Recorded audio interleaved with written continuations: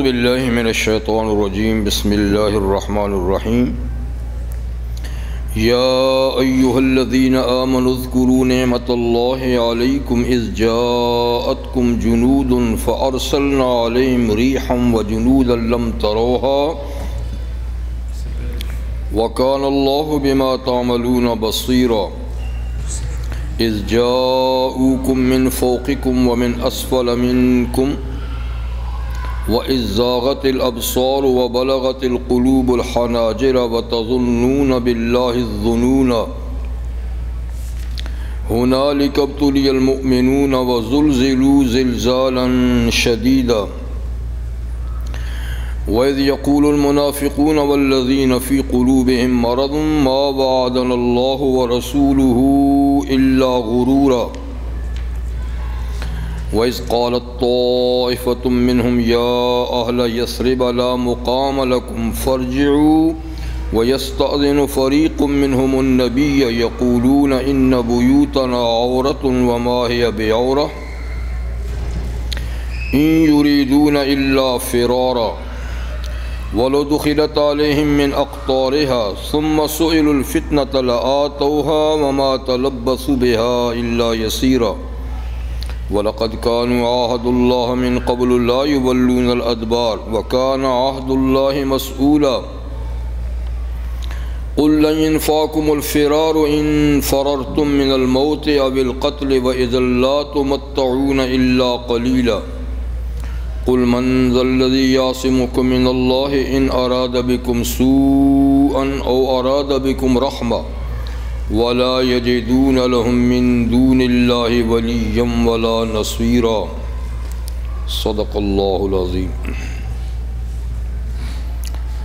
سورۃ الاحزاب کی آیہ نمبر 9 سے 17 تک آیات میں نے ابھی آپ کے سامنے تلاوت کی۔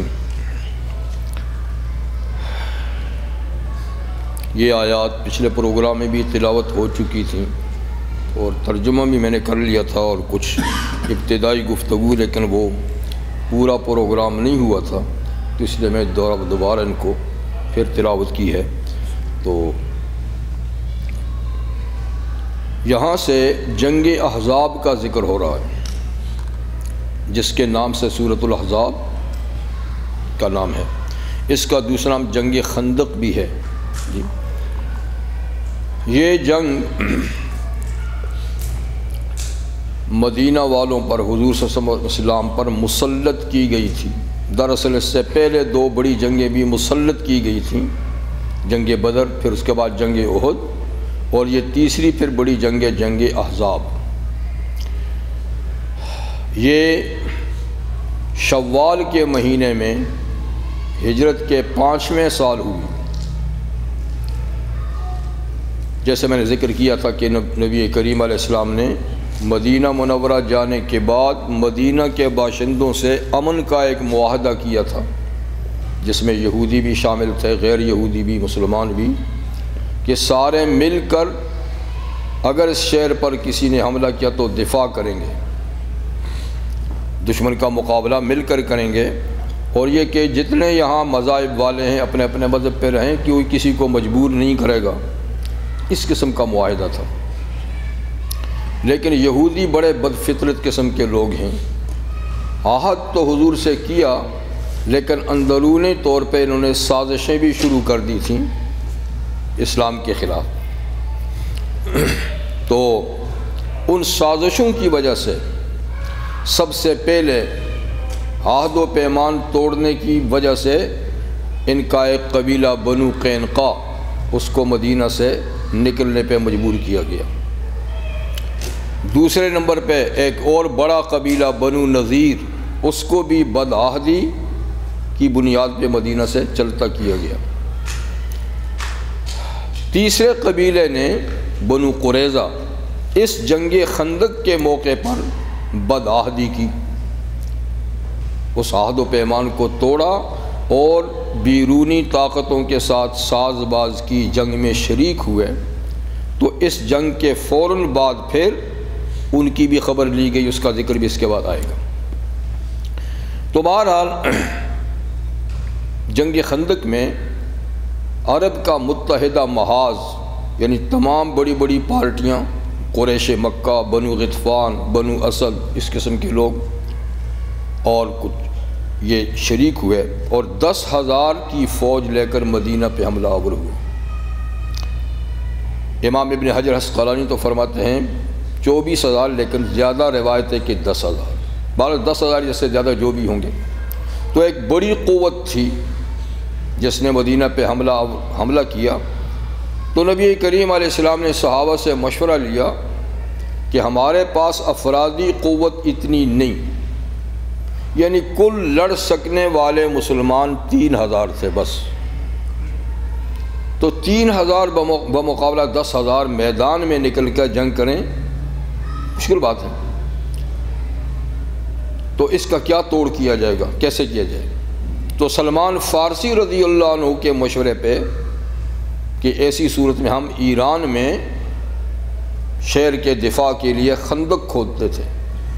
جب کوئی بڑی طاقت حملہ کرتی اور ہم تھوڑے ہوتے تو شہر کی حفاظت کے لیے خندق کھودتے تاکہ دشمن اس کو پار نہ کر سکے، اور جو مختصر جگہ ہوتی تھی وہاں ہم دفاع کرتے تھے۔ یہ رائے عربوں کے لیے اجنبی تھی، عربوں میں اس قسم کا دستور نہیں تھا، پر حضور نے اس کو پسند کیا کہ اس موقع پہ یہی مناسب ہے۔ تو رحمت عالم صلی اللہ علیہ وسلم نے صحابہ اکرام فرمایا کہ جلد از جلد مدینہ کی حفاظت کے لیے خندق کھودی جائے۔ خندق جبل احد کی طرف سے، جو حضرات حج کے لیے گئے ان کو پتہ ہے کہ جب احد سے مسجد قبلتین کی طرف آتے ہیں تو مشرکین مکہ اس سائڈ سے آئے تھے، اور غطفان والے ادھر جس سے، یعنی یہ بھی جبل احد کی طرف سے آیا تھا لیکن دوسری وادی قنات کی طرف سے، تو دونوں گروپ اسی طرف سے حملہ آور ہوئے تھے۔ تو ادھر سے حفاظت کے لیے 3.5 میل خندق کھودنے کا پروگرام ہوا، جو 1 ہفتے میں مکمل کر لی گئی۔ اتنی بڑی خندق، ایسی زمین بھی آپ کو پتہ پتھریلی ہے، کس مشقت سے، محنت سے، سخت سردی کے موسم میں، غربت افلاس بھی بے حد تھا، اس کی کچھ کہانی میں آپ کو بتا چکا ہوں۔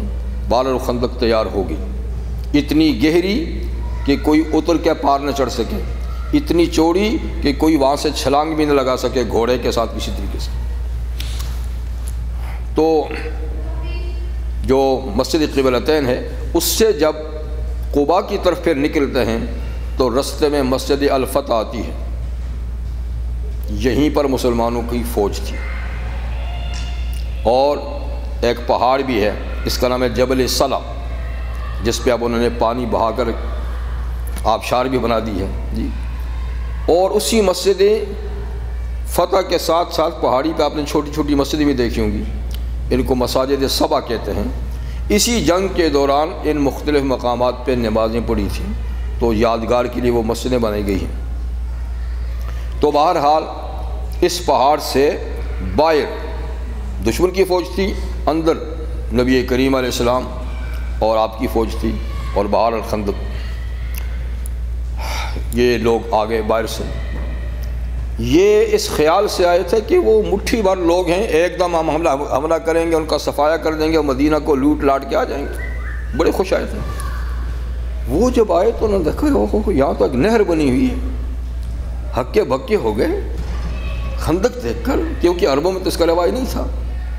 بڑے غیظ و غضب میں کہ یہ ہمارے ساتھ کیا ہو گیا، اس لیے کہ اس کی تیاری کر کے نہیں آئے تھے کہ خندق ہوگی، اس کو ہم نے عبور کرنا ہوگا، اس کے لیے کوئی وہ تو کھلے میدان میں لڑنے کے لیے آئے تھے۔ تو بڑے وہ غیظ و غضب میں ادھر گھوم رہے ہیں ادھر گھوم رہے ہیں، سمجھ نہیں آتی کہ ان کے ساتھ کریں کیا۔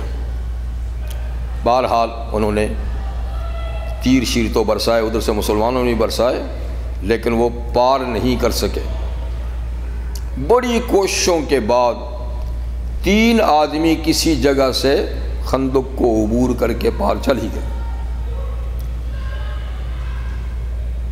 ان میں ایک ابو جہل کا بیٹا اکرمہ بھی تھا، جو بعد میں رضی اللہ تعالیٰ عنہ بن گئے۔ تو یہ کس طرح چلا گیا، تو حضرت علی کو پتہ چلا تو وہ چند صحابہ کو لے کر آئے اور ان کے ساتھ گتھم ہو گئے، آمنا سامنا ہوا۔ بہرحال ان کا ایک آدمی تو حضرت علی نے ٹھکانے لگا دیا، 2 بھاگ کر کسی طریقے سے پھر بھی باہر چلے گئے، لیکن معاملہ بڑا سنگین تھا ان کے لیے کہ اب یہ کیسے ہوگا۔ تو بہرحال یہ لمبا محاصرہ رہا، یہ کوئی 2 بدو جنگ نہیں تھی، ایک اعصابی جنگ تھی جو 1 مہینے کے قریب تک ان لوگوں نے باہر سے محاصرہ کیا، یہ لوگ اندر سے محاصرہ کیے ہوئے ہیں۔ تو نبی کریم علیہ السلام نے خواتین کو، بچوں کو مختلف چھوٹے چھوٹے جو قلعے تھے ان میں محفوظ کر دیا کہ قلعوں سے باہر نہیں نکلنا، اور خود آپ دشمن کے سامنے اتنے سخت حالات تھے کہ کئی دفعہ آپ کی نمازیں بھی قضا ہوئیں، دشمن نے نماز پڑھنے کا موقع نہیں دیا، اتنے تیر برسانے لگے، تو آپ سے زور، عصر، مغرب ایسی نمازیں ایک دم قضا بھی ہوئیں، پھر آپ نے اکٹھی ان کو قضا کر کے پڑھا۔ یہ محاصرہ بہرحال رہا۔ اب حالات بھی بڑی تنگی کے تھے، باہر سے بھی کوئی چیز اندر نہیں آ سکتی، اندر بھی حالات مشکلات والے تھے، اس لیے بھوک الگ ستا رہی ہے، سردی الگ بے پناہ ہے، موسم بھی ایسا تھا، تو سخت سنگین حالات تھے۔ تو ان حالات میں اللہ تعالیٰ نے اس کا جو نقشہ یہاں کھینچا ہے، یہ تو سب کچھ ہوا، اس پر مزید یہ کہ وہ جو بنو قریظہ تھے یہودیوں کے، وہ بھی بگڑ گئے۔ وہ ایسا ہوا جو بنو نذیر قبیلہ ان سے پہلے اجڑ کے چلا گیا تھا بدعادی کی وجہ سے، ان کا جو سردار تھا حیی ابن اخطب، یہ ساری جنگ کی کہانی اسی کی بنائی ہوئی تھی۔ وہی ایک پورا وفد لے کر مشرکین مکہ کے پاس بھی گیا، ان کو یقین دلایا کہ تم سب حملہ کرو، ہم تمہارے ساتھ ہیں۔ بنو غطفان کے پاس بھی گیا، سب قبائل پہ پھرا، کہا کہ بھئی تم سب مل کے حملہ کرو، یہ لوگ جو ہمارے لیے بھی خطرہ ہیں، تمہارے لیے بھی خطرہ ہیں، اور ہم تمہارے ساتھ ہیں۔ تو اس کے ایما پر یہ سب لوگ آئے تھے، وہ ان سب کو تو لے کر آیا۔ اب اندر صرف یہودیوں کا ایک ہی قبیلہ جو ابھی تک حضور کے ساتھ وعدے پہ قائم ہے، بنو قریظہ، تو یہ اس کے سردار کے پاس بھی آیا اس کو توڑنے کے لیے۔ اس نے تو پہلے دروازہ بند کر دیا کہ نہیں بھائی، میں نے محمد صلی اللہ علیہ وسلم سے کبھی خلاف وعدہ چیز نہیں دیکھی، کبھی انہوں نے ہمارے لیے کوئی ایسی، میں تو اپنے عہد پہ قائم ہوں۔ یہ باہر سے اس کو قائل کرنے کی کوشش کرتا ہے، وہ اندر سے انکار کرتا ہے، آخر کرتے کرتے اس نے منوا ہی لیا، یار دروازہ تو کھولو کم از کم۔ اور نے کھولا، اس نے کہا دیکھ میں اتنی بڑی فوج لے کر آیا ہوں کہ مدینہ کی وادی جو ہے سیلاب بنا ہوا ہے، اب یہ لوگ کہاں ٹھہر سکتے ہیں ان کے سامنے، مٹھی بھر لوگ ہیں جی، تو تم اگر عزت چاہتے ہو نا تو اس لیے ہمارا ساتھ دو، بڑی جماعت ہماری ہے، یہ تو ٹھہرنے والے نہیں ہیں۔ تو بڑی ادھر ادھر کی باتیں کر کے بہرحال اس نے اس کو قائل کیا۔ اس نے یہ بھی کیا کہ تمہیں کسی قسم کا خوف نہیں ہونا چاہیے، جب تک فتح شکست نہیں ہو جاتی میں تمہارے ساتھ ہوں، میں تمہارے ساتھ رہوں گا۔ فرض کرو کہ تمہیں شکست ہوتی ہے، تم مرتے ہو، میں بھی تمہارے ساتھ مروں گا، اتنی اس کو تسلی دی۔ اچھا، تو بہرحال وہ اس بات پہ راضی کر لیا کہ وہ عہد توڑیں اور وہ کافروں کے ساتھ ہو کر مسلمانوں کو نقصان پہنچائیں۔ ان لوگوں نے عہد توڑ دیا اور وہ بھی ان کے ساتھ شریک ہو گیا، مطلب کہ ان کو اچھی خاصی امداد دی، تلواروں کی بھی، تیروں نیزوں کی بھی، اور اونٹوں پر سامان بھی لاد کے بہت سارا ان کو سامان رسد پہنچایا، تو ہر طرح سے نبی کریم علیہ السلام کو یہ خبر کسی طریقے سے پہنچی کہ بنو قریظہ نے عہد توڑ دیا ہے۔ آپ کو بڑی پریشانی ہوئی کہ ہم نے ان کا دفاع تو کیا ہے خندق کھود کے، وہ تو گھر کے اندر ہیں، اس طرح سے تو ہم نے کچھ نہیں، اور ہماری ساری فوجیں ادھر ہیں، خدا نخواستہ وہ ادھر سے عورتوں کو، بچوں کو، بوڑھوں کو ان کے لیے مصیبت نہ بن جائے۔ تو بہت پریشان ہوئے حضور، لیکن کسی کو یہ بات بتائی نہیں۔ آپ کپڑا اوڑھ کے سو گئے، لیٹ گئے، صحابہ بھی پریشان ہو گئے کہ کوئی خاص بات ہے۔ کافی دیر کے بعد نبی کریم علیہ السلام اٹھے تو مسکرا رہے تھے۔ آپ نے فرمایا کہ انشاءاللہ اللہ تعالیٰ کی طرف سے ہماری فتح قریب ہے اور دشمن اللہ تعالیٰ اس کو بھگائیں گے۔ لیکن بہرحال وہ بات راز نہ رہی، صحابہ کو بھی پتہ چل گیا کہ انہوں نے بدعہدی کر دی ہے۔ تو اس کا نقشہ بھی اللہ نے کھینچا کہ اس بدعہدی پر پھر اور کتنی تم پر مشکلات آئیں، خوف کے مارے تمہارے دل گلے تک آ رہے تھے، آنکھیں پھٹی کی پھٹی، یا اللہ کریں ان کا دفاع کریں یا ان کا کریں گے جی۔ اسی دوران جب انہوں نے بدعہدی کی تو ایک قلعے میں جہاں خواتین تھیں، انہی کا ایک یہودی یہ پتہ کرنے کے لیے کہ ادھر کوئی حفاظت کرنے والا ہے یا نہیں، یا جاسوس ٹائپ کا گھوم رہا تھا، تو حضرت صفیہ حضور کی پھوپھی انہوں نے اوپر سے دیکھ لے قلعے سے، تو اندر تو سب عورتیں اور بچے ہیں، صرف ایک حضرت حسان بن ثابت رضی اللہ عنہ جو شاعر تھے، وہ ایک مرد تھے جو ان کی حفاظت کے لیے، اور کوئی نہیں۔ حضرت صفیہ نے دیکھا تو حضرت حسان سے کہا کہ حسان، باہر ایک یہودی پھر رہا ہے، شاید یہ جائزہ لے رہا ہے، ٹھیک ہے، تو اس کو جاؤ، اس کو ٹھکانے لگاؤ، ایسا نہ ہو کہ یہ ادھر گھوم گھام کے اوروں کو لے آئے اور پھر ہم تو یہاں عورتیں ہیں، مرد تو نہیں، حضور علیہ السلام اور صحابہ تو ہے، وہ تو ان کا دفاع کر لیں، ان کو کیا خبر یہاں کیا ہونی ہے، تو اس لیے اس کا کام تمام کرو، ایسا نہیں کہ یہ جا کر خبر کرے کہ وہ قلعے میں وہاں کوئی نہیں، آؤ تم حملہ کرو۔ مگر حسان شاعر تھے نا، تو شاعر تو باتوں ہی کے قاضی ہوتے ہیں، آپ کو پتہ ہے۔ انہوں نے صفیہ سے کہا کہ میں اس کام کا نہیں ہوں، یعنی کسی سے لڑوں، کسی کو ماروں، شعر و شاعری میں تو جو چاہوں مجھ سے کہہ دو، زمین آسمان کے خلا دے، لیکن میدان جنگ کا نہیں۔ جب انہوں نے انکار کر دیا تو حضرت صفیہ نے اللہ کا نام لیا، خود اتری، ایک ڈنڈا لیا، نیچے اتری اور چلتے چلتے چلتے اس کے قریب پہنچ کر اس کی جو پٹائی شروع کی تو اس کو ڈھیر کر دیا، ڈھیر کر دیا تو واپس چلے گئی۔ اوپر جا کر کہا حسان، اس کو میں نے مار دیا، اب اتنا تو کرو، جا کر اس کا سامان اتار دو، وہ مرد ہے، میں عورت ہوں، میں تو اس کو ہاتھ نہیں لگا سکتی، تو تم جا کر اس کے پاس جو تلواریں ہیں یا نیزیں ہیں یا چھریاں ہیں، چاقو ہیں، وہ تو اتار کے لاؤ۔ حضرت حسان نے کہا مجھے اس کی ضرورت نہیں ہے، وہ پھر بھی نہیں گئے۔ بہرحال انہوں نے بڑی جاں بازی کا کام کیا، حضرت صفیہ رضی اللہ عنہ نے وہ وہاں ختم کر دیا تاکہ وہ جا کر اور یہودیوں کو نہ بتا سکے۔ تو یہ صورتحال بڑی پریشان کن تھی صحابہ کے لیے، تو نبی کریم صلی اللہ علیہ وسلم بھی بڑے پریشان تھے بہرحال، لیکن آپ کو اللہ کی مدد پر تو یقین تھا، صحابہ کی ذرا پریشانی زیادہ تھی۔ تو اسی دوران اللہ تعالیٰ نے پھر یہ محاصرہ، آپ کو پتہ نا مہینہ بھر رہا، تو اللہ تعالیٰ نے بالآخر غیبی مدد کا سامان کیا۔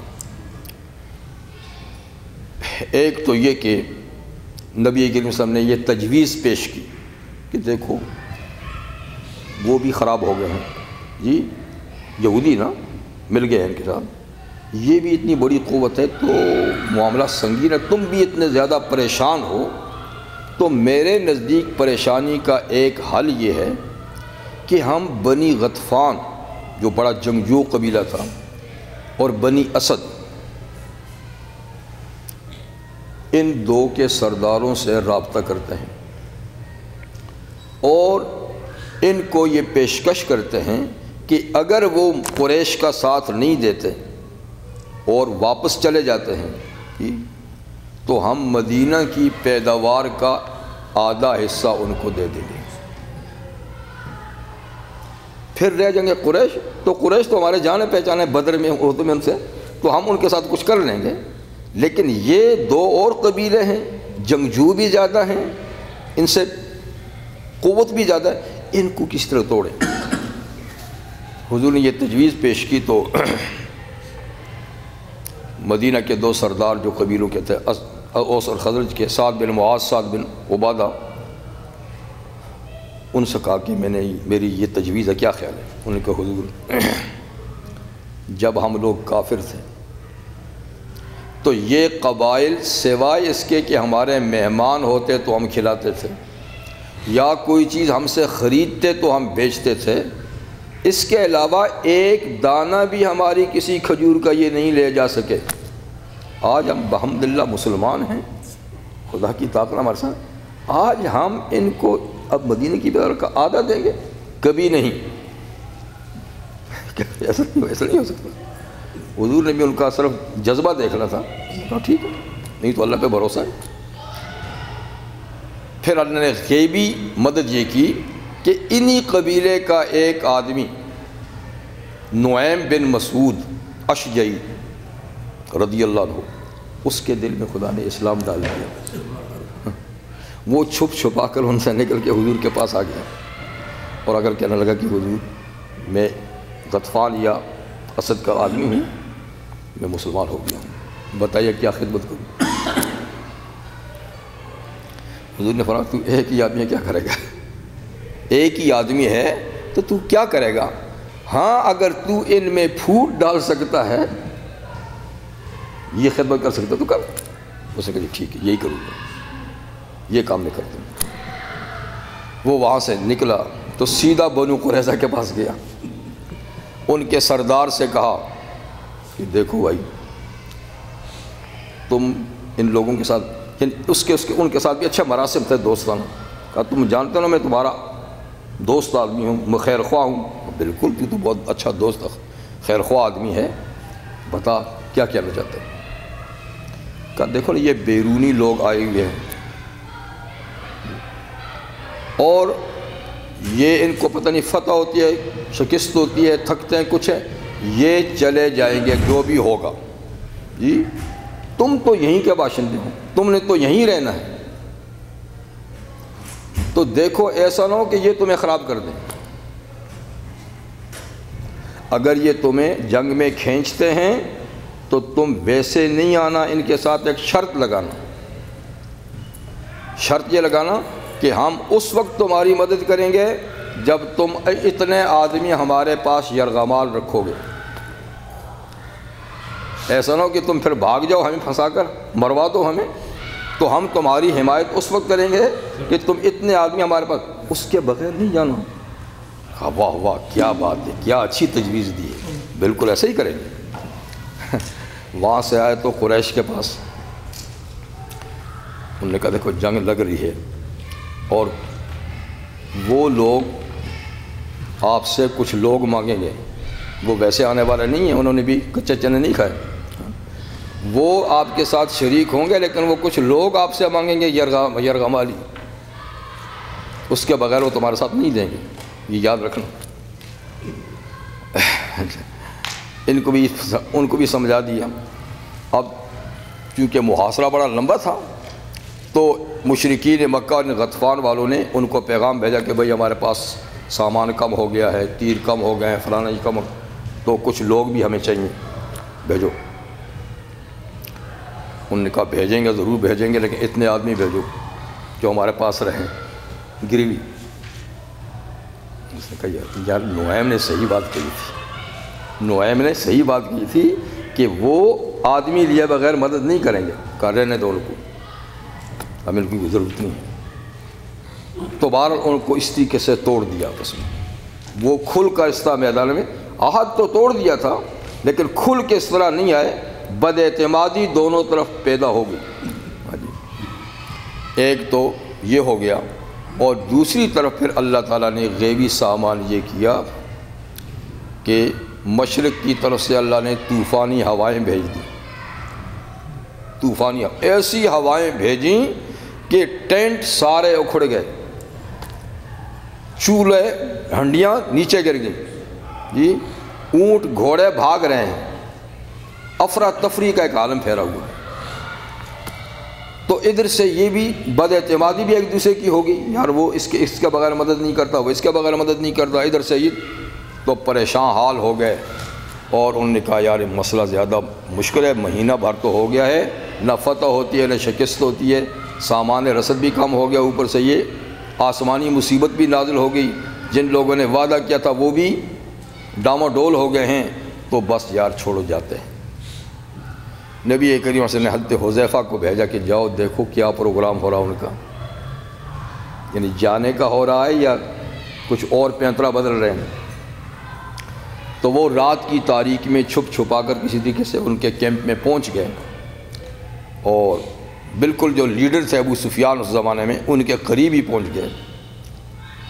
تو باتیں سن رہے، حلیہ تو انہیں بدلا ہوا ہے نا، تو باتیں سن رہے کیا ہو رہا ہے۔ وہ یہی کہہ رہا تھا بھائی صبح ہو تو نکل جاؤ یہاں سے، یہاں اب نہیں ٹھہر۔ واپس آ کے خبر دی کہ ہوئی تو جانے پہ تیار ہیں اور کل صبح میدان خالی ہو جائے گا۔ چنانچہ ایسا ہوا، وہ وہاں سے نکلے، مدینہ سارا خالی ہو گیا۔ تو یوں اللہ تعالیٰ نے غیبی مدد فرمائی مسلمانوں کی، فرشتے بھی بھیجے، انہوں نے ان کے دلوں میں رعب ڈالا، فرشتوں نے دلوں میں رعب ڈالا، ہوا کے جھکڑ چلے، ان کا سارا نظام درم برم کر دیا، اور بیچ میں بد اعتمادی بھی حضرت نعیم کی وجہ سے فوجوں میں ڈال دی گئی، تو بخیر و خوبی یہ جنگ ختم ہو گئی۔ تو جنگ اصل میں تھی بھی اعصابی جنگ، یعنی کل جنگ میں مسلمانوں کے 6 آدمی مرے، کافروں کے 10 آدمی بس، یعنی اس پوری۔ تو یہ ساری صورتحال تھی۔ اس میں جو مدینہ کے منافق تھے وہ تو اندر ہی تھے نا، ان کا رول کیا تھا اللہ نے اس کو بھی بیان فرمایا، اس کا بھی ذکر فرمایا کہ ان حالات میں وہ کتنے پریشان تھے، اور وہ آپ کے حمایت سے اور آپ کے ساتھ مل کے لڑنے سے کتنے بھاگنا چاہتے تھے، ہیلے بہانے بنا کر کہ ہم تو جی جاتے، ہمارے گھر میں کوئی نہیں ہے، دیکھنے والا کوئی نہیں ہے، گھر کی دیواریں ٹوٹی ہوئی ہیں، کوئی ادھر سے حملہ نہ ہو جائے، ہمیں چھٹی دے دی جائے۔ تو کسی طریقے سے وہ جان بچا کے جانا چاہتے تھے۔ فرمایا یہ ان کے بہانے تھے، اگر ان منافقوں کو یہ پتہ چل جاتا کہ یہ کافر شہر میں داخل ہو رہے ہیں اور فتح ان کی ہوگی، تو یہ تو بھاگ بھاگ کے ان کے پاس آتے، ان سے ہاتھ ملاتے، لیکن وہ چیز تو سامنے آئی نہیں ہے، اب یہ لڑنا بھی نہیں چاہتے، تو اب یہ بہانے بناتے ہیں کہ یہ ہمارے گھر میں دیکھ بھال کرنے والا کوئی نہیں ہے، حفاظت کرنے والا کوئی نہیں ہے، تو یہ اب چھوڑ کے ادھر جانا چاہتے ہیں۔ لیکن جو مسلمان مومن مخلص تھے وہ سب مشکلات کے باوجود ڈٹے ہوئے تھے، اور نبی کریم صلی اللہ علیہ وسلم کے ہر اشارے پہ جانے نہیں قربان کر رہے تھے۔ یہ یا ایھا الذین آمنوا اذکروا نعمت اللہ علیکم، اے ایمان والو یاد کرو اللہ کی نعمت جو تم پر ہوئی، کب؟ اذ جاءتکم جنود، جس وقت کہ تمہارے اوپر فوجیں آئیں، فوجیں، فارسلنا علیہم ریحا، تو ہم نے ان پہ ہوا کی فوج بھیج دی، ہم نے ان کی پر ہوا کی، وجنودا لم تروہا، اور ہوا کے علاوہ ہم نے ایک ایسی فوج بھی بھیجی جس کو تم نہیں دیکھ رہے تھے، یعنی فرشتوں کی فوج۔ لیکن فرشتے لڑے نہیں، انہوں نے صرف ان کے دلوں میں رعب ڈالا، خوف پیدا کیا۔ لیکن فرشتے بھی آئے، یعنی جو تم کو نظر نہیں آ رہے تھے، اور ہوا چلائی جس سے وہ بھاگنے پہ مجبور ہو گئے۔ وَقَالَ اللَّهُ بِمَا تَعْمَلُونَ بَصِيرًا، اور اللہ جو تم عمل کرتے ہو دیکھنے والا ہے۔ یہ ساری کارروائی اللہ تعالیٰ کی نظروں میں۔ صورتحال یہ تھی کہ اذ جاءوکم من فوقکم، جب یہ مشرکین اور کافروں کا متحدہ محاذ تمہارے پاس آیا مدینہ میں، من فوقکم، تمہارے اوپر کی جانب سے، جبل احد کی طرف سے، ومن اسفل منکم، اور نیچے کی جانب سے بھی، کچھ قبائل اوپر کی طرف سے آئے، کچھ نیچے کی طرف سے آئے۔ وَإِذْ زَاغَتِ الْأَبْصَارُ، اور اس وقت کو بھی یاد رکھو جب آنکھیں پھٹی کی پھٹی رہ گئیں تمہاری مارے خوف کے۔ کب؟ جب بنو قریظہ نے بھی عہد کر دی، کیونکہ نیچے کی طرف یہ تھے نا، تو یہ محفوظ علاقہ تھا۔ تو بنو قریظہ جو مسجد قباء ہے اس سے مشرق کی طرف آپ جائیں تو یہ سب ایریا تھا یہودیوں کا، یہاں ان کے باغات، ان کی بڑے بڑے قلعے۔ تو مسجد قباء سے مشرق کی طرف جائیں، روڈ جاتا ہے تو سب سے پہلے آتا ہے کعب بن اشرف کا قلعہ، اس کی ٹوٹی پھوٹی عمارتیں یعنی دیواریں اب بھی ہیں، اور اس پہ سائن بورڈ بھی لگا ہوا ہے۔ تو یہ ایک مستقل شخص تھا، یعنی یہودیوں کا عالم بھی تھا اور سیاسی لیڈر بھی تھا، سردار بھی تھا، اور بہت بڑا شریر تھا، حضور نے اس کو مروایا تھا۔ اس کے ساتھ ہی پیچھے بنو نذیر تھے جن کو پھر نکالا گیا تھا، اور اسی سے تھوڑا سا اور آگے چلے تو بنو قریظہ تھے۔ تو گویا اس طرف نشیبی طرف یہودی تھے، بالائی طرف سے یہ دوسری قومیں آئی تھیں، یہ باہر سے آئی تھیں۔ تو آنکھیں پھٹی کی پھٹی رہ گئیں، وَبَلَغَتِ الْقُلُوبُ الْحَنَاجِرَ، اور مارے خوف کے دل ہنسلیوں تک آ گئے کہ اللہ اب کیا کریں گے، ہم تو ایک طرف سے دفاع کر رہے تھے، اب تو دو طرفہ معاملہ ہو گیا، تو ہم تو چکی کے دو پارٹوں میں آ رہے ہیں۔ وَتَظُنُّونَ بِاللَّهِ الظُّنُونَ، اور تم خیال کرتے تھے اللہ کے بارے میں کئی قسم کے خیالات، یعنی کئی خیالات آتے تھے، پتہ نہیں ہم تو حق پر ہیں، پھر یہ حال ہمارے ساتھ حال کیا ہے، پتہ نہیں اللہ کا نبی بھی ہمارے درمیان موجود ہے، پھر یہ مصیبت ہم ہوتا نا، پھر خیالات۔ تو مطلب ہے کہ تھے تو تم مضبوط، لیکن خیالات تمہیں طرح طرح کے آ رہے تھے اللہ تعالیٰ کے بارے میں۔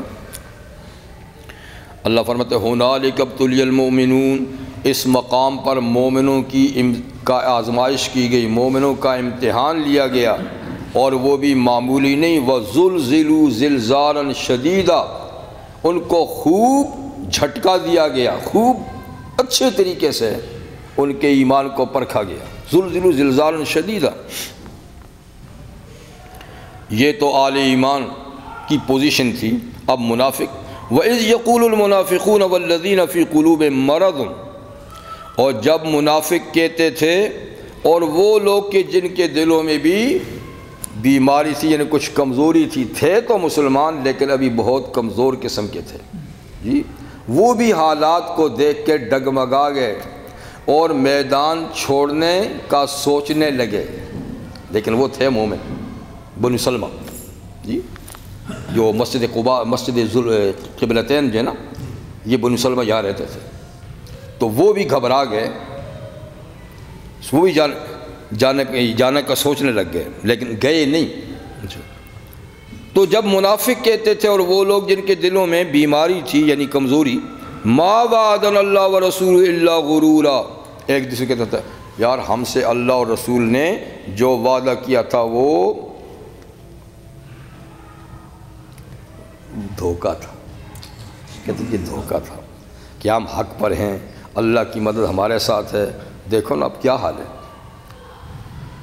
تو حضور صلی اللہ علیہ وسلم نے تو فرمایا تھا کہ انشاءاللہ کامیابی ہماری ہوگی، گھبرانے کی بات نہیں ہے، اللہ کی مدد۔ کہتے ہیں یہ ہمیں اطمینان جو دلایا گیا تھا یہ ایسی بات تھی، تو ایک دوسرے کو خس کرتے دیکھو ہم سے دھوکہ ہوا، ہمیں مروایا گیا جی۔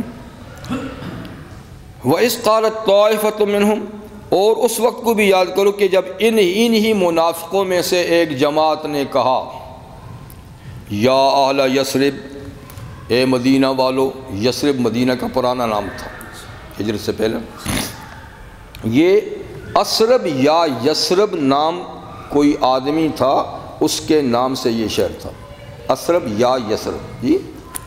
تو ویسے تو آدمی کا نام تھا، لیکن یثرب کا معنی ہے ملامت جی، یعنی اچھا معنی نہیں ہے جی۔ تو حضور تشریف لائے تو آپ نے فرمایا کہ یہ نام بدل دو۔ آپ کا طریقہ کار تھا کہ کسی آدمی کا نام غلط ہوتا جگہ تو آپ اس کو چینج کر لیتے تھے، پر یثرب یہ نہیں، اس کو کہو مدینۃ الرسول، یا اس کو کہو طیبہ یا طیبہ۔ طیبہ طیبہ ویسے 50-60 نام ہے مدینہ منورہ کے ہاں جی، ان میں یہ۔ پھر حضور نے فرمایا کہ آئندہ کسی نے یثرب کہا تو 3 دفعہ استغفار کرے آئندہ، لیکن ہمارے شاعر پھر کہتے ہیں یثرب کے والی ہاں جی، تو حالانکہ حضور نے فرمایا کہ پھر یثرب کہو گے تو 3 دفعہ استغفار کرو۔ تو خیر منافقوں نے کہا یا اعلی یثرب، اے یثرب والو، لا مقام لکم، یہ کوئی تمہارے ٹھہرنے کی جگہ نہیں ہے، یہاں جو تم نے مورچے بنا رکھے ہیں یہ مورچوں میں کب تک رہو گے؟ یہ تمہارے ٹھہرنے کی جگہ نہیں ہے، گھروں میں جاؤ، میدان چھوڑو، بچنا چاہتے ہو، یہ ٹھہرنے کی جگہ نہیں ہے جہاں تم نے مورچے باندھے ہوئے ہیں۔ فرجعوا، واپس جاؤ، وَيَسْتَأْذِنُ فَرِيقٌ مِّنْهُمُ النَّبِيَّ، اور ایک جماعت منافقوں کی تو یہ تھی کہ باقاعدہ حضور کی خدمت میں آ کر اجازت مانگنے لگی، چھٹی دے دو جی ہمیں۔ باقیوں کو کہا تم سب چلے جاؤ، کچھ نہیں کہا کہ نہیں آج جاتے، تو میں نے کہا اجازت لے کر جاتے ہیں۔ اجازت کس بات کی؟ کہتے تھے ان بیوتنا عورۃ، او جی ہمارے گھر خالی پڑے ہوئے ہیں، کوئی حفاظت نہیں ہے، ہو نہ ہو کوئی دشمن آ کے ہمارے گھر کو لوٹ لے، ہمارے بیوی بچوں کو نقصان پہنچائے، تو ہمارے گھروں کا کوئی دفاع کا انتظام نہیں، اس لیے ہمیں تو گھر میں جانے دیجیے۔ اللہ فرماتا ہے وَمَا هِيَ بِعَوْرَةٍ، حالانکہ ان کے گھر غیر محفوظ نہیں، بالکل محفوظ ہیں، لیکن وہ صرف میدان سے ہٹنے کے لیے بہانہ بناتے ہیں کہ ہمارے گھر غیر محفوظ جگہ میں ہیں۔ ان یریدون الا فرارا، یہ صرف بھاگنا چاہتے ہیں، جنگ سے بھاگنا چاہتے ہیں تو یہ بہانہ کرتے ہیں۔ فرمایا آپ کے پاس سے تو یہ بھاگنا چاہتے ہیں جی، لیکن وَلَوْ دُخِلَتْ عَلَيْهِم مِّنْ أَقْطَارِهَا، اگر یہ دشمن کی فوجیں مدینہ کے کسی طرف سے اندر شہر میں داخل ہو جائیں، اور ثُمَّ سُئِلُوا الْفِتْنَةَ، پھر انہی منافقوں سے فتنے کے لیے کہا جائے آؤ ہمارے ساتھ شریک ہو جاؤ، لوٹ مار میں شریک ہو جاؤ، لَآتَوْهَا، تو یہ ضرور ان کے ساتھ شریک ہو جائیں گے، ضرور۔ وَمَا تَلَبَّثُوا بِهَا إِلَّا يَسِيرًا، اور یہ بالکل ٹھہریں گے نہیں مگر بہت کم، ایک دم ان کے ساتھ آ کر مل جائیں گے۔ آپ سے تو یہ بھاگنے کی سوچ رہے ہیں، وہ خدا نخواستہ اندر آ جائیں اور ان کو بلائیں تو یہ ایک دم ان کے ساتھ شریک ہو جائیں گے۔ ورنہ آج تو ان کی پوزیشن یہ ہے، لیکن وَلَقَدْ كَانُوا عَاهَدُ اللَّهِ مِنْ قَبْلُ، اس سے پہلے یہ اللہ سے ایگریمنٹ کر چکے ہیں، یہی منافق نبی کریم علیہ السلام کے ذریعے سے آپ کے ہاتھ پر بیعت کر کے یہ معاہدہ کر چکے ہیں کہ لا یولون الادبار، کہ یہ اپنی پیٹھ نہیں پھیریں گے آپ سے، آپ کے شانہ بشانہ جنگ کریں گے۔ کیونکہ ایک دفعہ یہ جنگ احد میں تو بھاگ گیا تھا، جنگ احد میں جب جا رہے تھے تو رستے سے ان کا سردار 300 اپنے فوجیوں کو لے کر واپس آ گیا تھا کہ ہم مرنے کے لیے جائیں، وہ 3000 ہیں، ہم 1000 کیا کریں گے؟ تو 1000 ٹوٹل فوج تھی حضور کے پاس، تو 300 رستے سے واپس آ گئے تھے۔ خیر وہ تو جو کچھ ہوا، پہلے نقصان ہوا مسلمانوں کا، لیکن پھر مسلمانوں نے کافروں کو بھگا ہی دیا، پھر ان کو شرمندگی ہوئی، اوہو یہ تو مرے نہیں، بچ گئے جی۔ تو پھر انہوں نے معاہدہ کیا جی آئندہ بالکل کبھی آپ کا ساتھ نہیں چھوڑیں گے اور پیٹھ نہیں پھیریں گے۔ تو اللہ فرماتا ہے یہ پہلے معاہدہ کر چکے تھے کہ آئندہ ہم پیٹھ نہیں پھیریں گے، ساتھ دیں گے، اب پھر وہی جنگ خندق میں پھر وہی۔ وَكَانَ عَهْدُ اللَّهِ مَسْئُولًا، ان کو پتہ ہونا چاہیے کہ اللہ سے کیا ہوا عہد اس کی پوچھ ہوگی خدا کے ہاں، اللہ پوچھیں گے کہ مجھ سے، میرے نبی سے معاہدہ کرنے کے بعد تم نے اس کی خلاف ورزی کیوں کی؟ فرمایا آج یہ ان کو خطرہ ہے کہ دشمن حملہ آور ہوا تو ان کا صفایا کر دے گا، یہ مر جائیں گے۔ فرمائیں گے تو موت سے کتنا بھاگیں گے؟ قل، آپ فرما دیجئے لن ينفعكم الفرار ان فررتم من الموت او القتل، تمہیں یہ بھاگنا کبھی بھی نفع نہیں دے گا، اگر تم موت سے بھاگے یا قتل ہونے سے بھاگے تو بچو گے تو پھر بھی نہیں نا، آخر موت تو آنی ہی آنی ہے۔ تو یہ تو بڑی سعادت کی موت ہو جو اللہ کے رستے میں آ جائے، اس کے نام پہ قتل ہو جائیں، ویسے بچو گے تو پھر بھی نہیں اگر تم قتل ہونے سے بچ گئے۔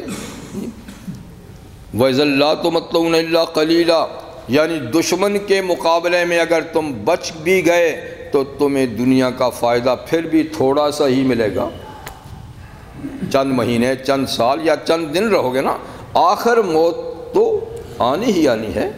تو اس لیے جنگ سے بھاگنا، موت سے بھاگنا یہ غلط بات ہے۔ تو موت تو جیسے لکھی ہے وہیں آئے گی، یہ ضرور نہیں کہ جنگ میں آئے۔ لیکن ان کا تو خیال یہی ہوتا ہے نا کہ جنگ میں ہوئے تو مر جائیں گے اور بائے گئے تو بچ جائیں گے، جیسا کہ جنگ احد میں بھی ایسا ہی ہوا تھا کہ منافقین مسلمانوں سے ہی کہتے تھے، اپنے ساتھیوں سے یا اپنے رشتہ دار مسلمانوں سے کہتے تم نے ہماری بات نہیں مانی تھی اس لیے ادھر تمہارے لوگ مرے، وہ جو 70 مسلمان شہید ہوتے ہیں نا، تو ان کے عزیزوں کو بعد میں یعنی منافق کہتے تھے دیکھا نا جی ہماری طرح یہ بھی آ جاتے تو نا بچ جاتے، یہ نہیں آئے نا ساتھ گئے تو دیکھو مر گئے۔ تو وہاں سورہ آل عمران میں اللہ تعالیٰ نے اس کا جواب دیا کہ تم ان کو کہو کہ تم اپنے آپ سے موت کو ہٹا دو، پھر کہ تمہارے پاس موت کبھی نہ آئے، کہ وہ مر گئے اور تم اس لیے کہ جنگ میں نہیں سے بچ گئے تو پھر گارنٹی دو کہ تمہیں موت آئے گی نہیں سے۔ فرمایا ایسی بات نہیں ہے، اللہ نے جس کی موت جس طرح لکھی ہے اسی طریقے سے آنی ہے بس، اور اس جگہ تک وہ خود اپنے پاؤں سے چل کے جائے گا جہاں اس کی موت آنی ہے۔ اللہ پولیس کو بھی نہیں بھیجیں گے کس کو لاؤ۔ وہ جو ایک مشہور واقعہ میں نے کئی دفعہ سنا ہے بھی حضرت سلیمان علیہ السلام کے پاس ملک الموت کا نا، ہاں جی، کوئی ایک آدمی بیٹھا، فرشتہ آ گیا موت کا انسانی شکل میں، وہ گھور گھور کے دیکھتا اس کو، آنکھیں نکال، فرشتہ نے آنکھیں نکالی، وہ ڈر کے بیچارہ، اس کو تو پتہ نہیں فرشتہ ہے۔ تو سلیمان علیہ السلام سے کہا کہ بس ایک آدمی ہے مجھے بہت گھور کے دیکھتا، ڈر لگتا ہے مجھے، آپ ہوا کو حکم دیں کہ مجھے کہیں دور دراز لے جا کر پھینک دیں، مجھے اس کی آنکھوں سے بڑا ڈر لگتا ہے۔ تو انہوں نے ہوا کو کہہ دیا، ہوا تو ان کے زیر کنٹرول تھی، اس نے اٹھایا اور انڈیا میں پہنچا دیا، انڈیا کے کسی جنگل میں، فلسطین سے، ادھر سے وہ ہوا کے دوش سے اترا ہی تھا، اس نے لینڈ کی تھا کہ وہ فرشتہ پہنچ گیا، اس نے کہا لاؤ، بس روح نکال لی، فرشتہ اسی وقت پھر واپس آ کے ان کی مجلس میں بیٹھ گیا۔ سلیمان صاحب کو تو پتہ تھا یہ فرشتہ ہے۔ آپ نے کہا وہ آدمی کو کیوں گھور رہا تھا بھائی، آدمی کو کیوں گھور رہا تھا؟ پھر اس نے ڈرا اور میں نے اس کو کہا ادھر لے جا۔ کہا حضرت اس کی موت میں 1 منٹ رہتا تھا، مجھے حکم تھا کہ فلاں جنگل میں فلاں جگہ میں اس کی روح قبض کرنی ہے، میں ادھر بیٹھا ہوا دیکھ کے حیران ہو رہا تھا، ہاں کہ آدمی یہاں بیٹھا ہے، مجھے حکم روح کا وہاں جنگل میں تو تعجب سے غور دیکھ رہا تھا، ڈرا نہیں رہا تھا۔ اچھا ہوا آپ نے میری ہیلپ کی، ہاں جوں ہی وہ پہنچا میں بھی پہنچا، روح قبض کر لی۔ تو بات یہ ہے کہ جس کی جان جہاں قبض کرنی ہے وہ خود جاتا ہے خوشی سے، اپنا ٹکٹ لے گا، ٹھیک ہے نا، سوار ہوگا خوشی سے، جب وہاں پہنچے گا تو فرشتہ آ جائے گا۔ امام زامن نہیں کہ اب سارے زامن بھی کچھ نہیں ہوتا۔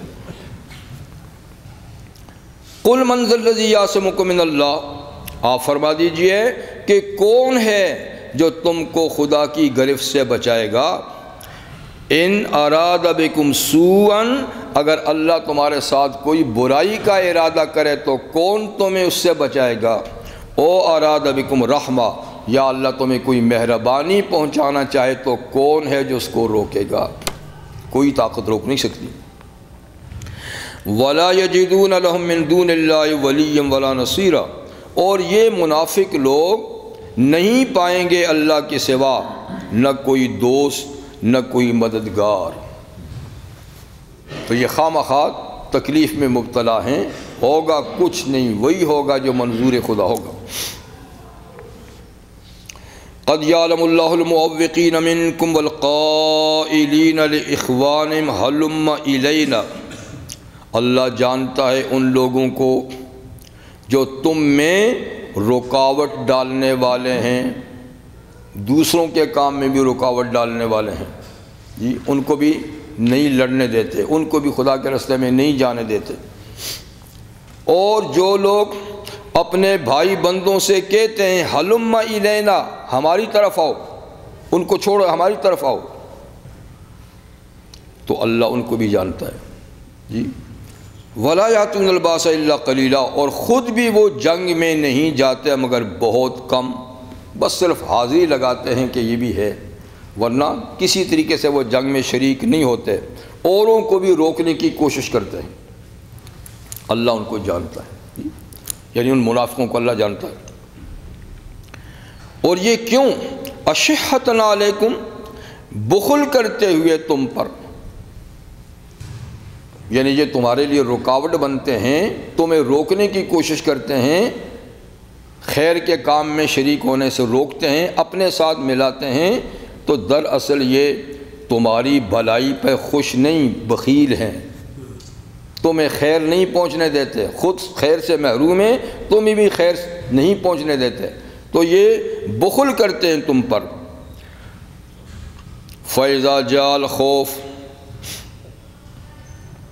جب جس خوف سے یہ بھاگتے ہیں وہ خوف آ ہی جاتا ہے، آ ہی جائے، رَأَيْتَهُمْ، آپ ان کو دیکھیں گے، يَنْظُرُونَ إِلَيْكَ، کہ یہ آپ کو دیکھ رہے ہوں گے، تَدُورُ أَعْيُنُهُمْ، کہ ان کی آنکھیں چکرا رہی ہوں گی، گھوم رہی ہوں گی، کالذی یغشی علیہ من الموت، اس شخص کی طرح جس پہ موت کی غشی طاری ہوگی۔ جیسے مرنے والا بے چین اور بے قرار ہوتا ہے اور اس کی آنکھیں کسی ایک سمت میں ٹھہرتی نہیں، تو جب یہ جنگ کا خوف آتا ہے نا، جنگ کا، تو یہ آپ کی طرف منافق ایسے ہی دیکھتے ہیں جیسے ان پہ موت کی غشی طاری ہو چکی ہوتی ہے، اتنا گھبراتے ہیں، اتنا ڈرتے ہیں۔ لیکن فَإِذَا ذَهَبَ الْخَوْفُ، جب وہ خوف ٹل جاتا ہے تو پھر سَلَقُوكُمْ، بہت جلد یہ آپ سے ملیں گے، بِأَلْسِنَةٍ حِدَادٍ، بڑی تیز زبانوں کے ساتھ، تیز زبانوں کے ساتھ، أَشِحَّةً عَلَى الْخَيْرِ، جی جو بڑی تیز ہوں گی خیر پر، تو ایسی ایسی باتیں بنائیں گے، ایسی ایسی باتیں بنائیں گے خوشنما، جی کہ آپ حیران ہو جائیں گے، جی۔ تو جب جنگ کا خوف ہو تو یہ ان پہ موت کی غشی آ جاتی ہے، جب خوف ٹل جائے ان کے وارے نیارے ہو جاتے ہیں، پھر ایسی تیز ترار زبانوں کے ساتھ ملیں گے، ایسی ایسی باتیں آپ کے ساتھ کریں گے جیسے کہ نیکی اور بھلائی کی ساری باتیں یہی کر رہے ہیں، انہی کے پاس۔ اولئک لم یؤمنوا، اللہ فرماتے ہیں یہ مومن نہیں ہیں، ان کا کردار مومنانہ نہیں، یہ منافق ہیں۔ فَأَحْبَطَ اللَّهُ أَعْمَالَهُمْ، ان کا جو چھوٹا موٹا کام ہے اللہ ان کے اعمال خدا نے ضائع کر دیے ہیں۔ یہ تھوڑا بہت جو آپ کے ساتھ شریک ہوتے بھی ہیں نیکی کے کام میں، کیونکہ اندر سے نہیں ہیں، یہ بھی کسی لالچ کی وجہ سے ہیں، تو اس لیے اللہ نے ان کے یہ اعمال بھی ضائع کر دیے ہیں، کیونکہ جس کی نیت ہی خراب ہو، جس کا ایمان ہی ٹھیک نہ ہو، تو اس کے اعمال کی تو کوئی قدر و قیمت نہیں۔ وَكَانَ ذَلِكَ عَلَى اللَّهِ يَسِيرًا، اور یہ بات اللہ پر آسان ہے، اللہ کے لیے کیا مشکل ہے۔ يَحْسَبُونَ الْأَحْزَابَ لَمْ يَذْهَبُوا،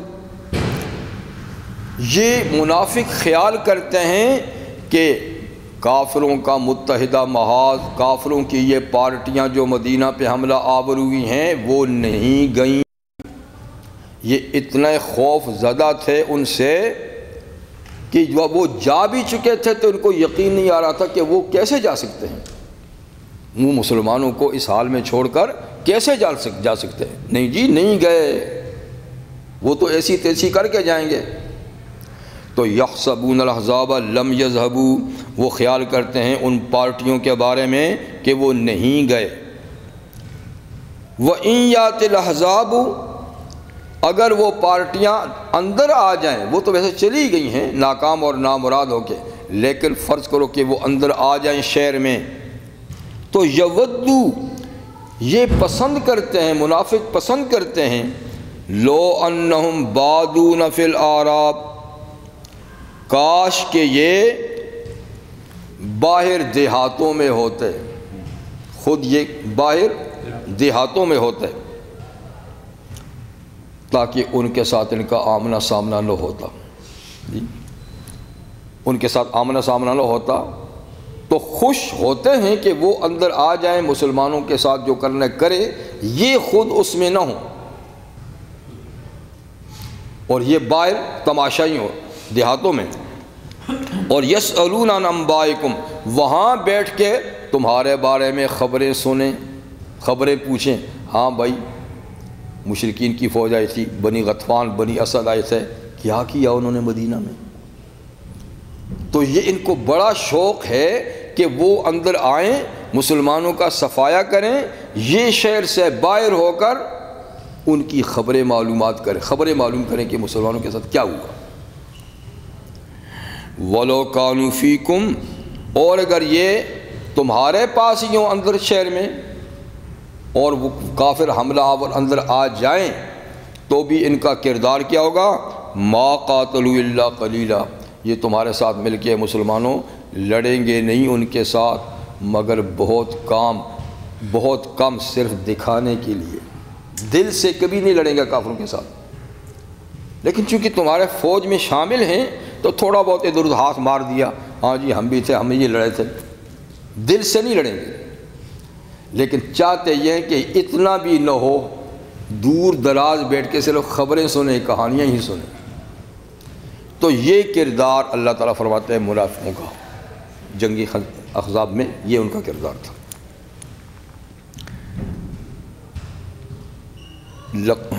لقد کان لکم فی رسول اللہ اسوۃ حسنہ، پر یہ تو کردار منافقوں کا تھا۔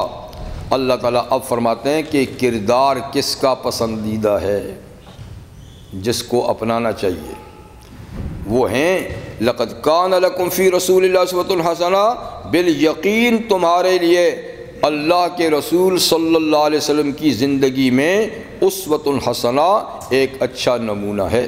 اس کو سامنے رکھو۔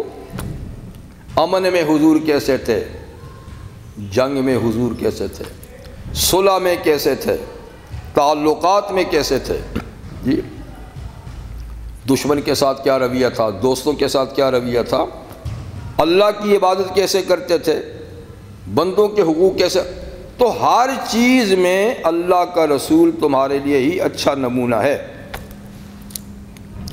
لیکن اللہ کا رسول صرف ان لوگوں کے لیے نمونہ ہے لمن کان یرجو اللہ، جو اللہ سے ملنے کی امید رکھتے ہیں، اور والیوم الآخر، جو یوم آخرت پر یقین رکھتے ہیں کہ آخرت کا دن ہوگا، قیامت کا دن ہوگا، اللہ سے ملاقات ہوگی، جی ان لوگوں کے لیے حضور کی ذات گرامی، اخلاق عالیہ، کردار نمونہ ہے۔ اور وذکر اللہ کثیرہ، جو اللہ کو بکثرت یاد کرتے ہیں ان کے لیے بھی اللہ کا رسول ہی نمونہ ہے۔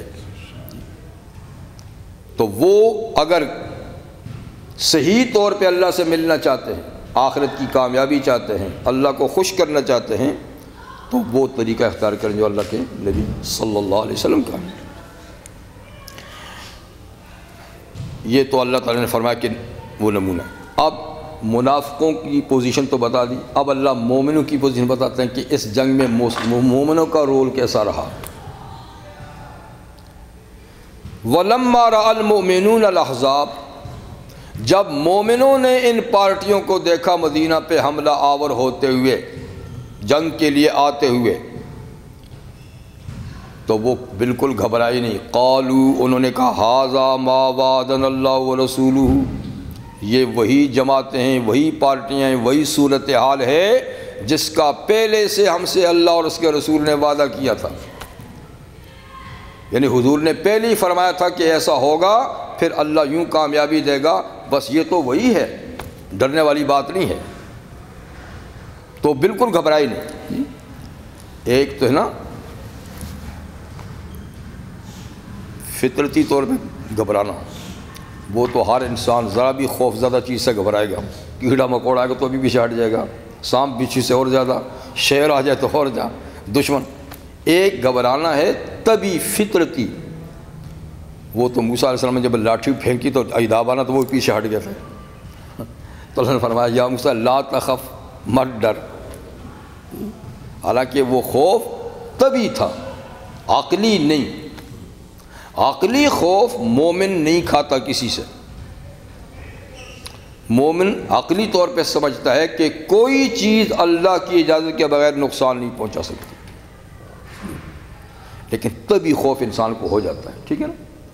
تو اس لیے اہل ایمان ڈرے بھی تھے نا، جیسے پیچھے نقشہ بتانا کہ کہ ڈر کے ہمارے دل یہاں آ رہے تھے آنکھیں، تو یہ طبی خوف تھوڑا سا تھا۔ عقلی طور پہ وہ بالکل نہیں ڈرے، انہوں نے کہا یہ جو کچھ منظر دیکھ رہے ہیں، صورتحال پیش آ رہی ہے، یہ بالکل اللہ اور اللہ کے رسول کا وعدہ ہے جی۔ وصدق اللہ ورسولہ، اللہ اور اس کے رسول نے بالکل سچا وعدہ کیا ہم سے، وہی چیز جو بتائی تھی وہی پیش آئی ہے۔ وما زادهم الا ایمانا وتسلیما، اور دشمنوں کے اس حملے نے مسلمانوں کو نہیں زیادہ کیا مگر ایمان میں ان کا ایمان بڑھا اور ان کی تسلیم بڑھی، خود کو اللہ کے رسول کے حوالے کرنا جی۔